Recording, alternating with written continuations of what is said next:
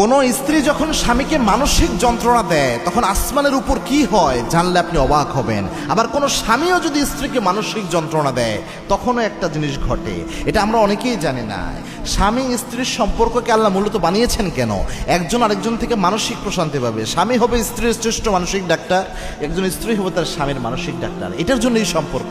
এবং কে আল্লাহ স্পষ্ট কোরআনে উল্লেখ করেছেন স্বামী স্ত্রীর সম্পর্কের ব্যাপারে, লিতাসকুনি ইলাইহা, এই স্বামী স্ত্রীর সম্পর্ককে আমি আল্লাহ রাব্বুল আলামিন দিয়েছি যাতে একে অন্য থেকে তোমরা মানসিক প্রশান্তি পাও, মানসিক প্রশান্তি একে অন্য থেকে যেন নিতে পারো, এই জন্য আল্লাহ আমি এই সম্পর্কটা দিয়েছি।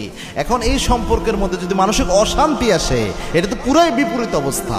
এখন আল্লাহর হাবিবের একটা হাদিস এসেছে, কোনো মহিলা যখন তার স্বামীকে মানসিক যন্ত্রণা দেয়, কষ্ট দেয়, জান্নাতে হুরেরা তখন ওই মহিলার উপর লানত দিতে থাকে আর বলে যে তাকে তোমরা কষ্ট দিও না, তাকে তুমি কষ্ট দিও না, কয়েকদিন পরেই সে আমার কাছে চলে আসবে, আমার হয়ে যাবে, এটা বলে আর উপর থেকে লানত দিতে থাকে, আসমানের উপর থেকে। চিন্তা করতে পেরেছেন?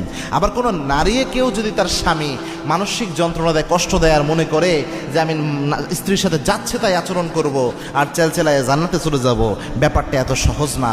কিয়ামতের এই কঠিন ময়দানে ফরদন বিফরদিন একাকী আল্লাহ দাঁড় করে প্রত্যেক স্বামীকে দায়িত্বশীল হিসেবে আল্লাহ আসামির কাঠগড়ায় দাঁড় করাবেন।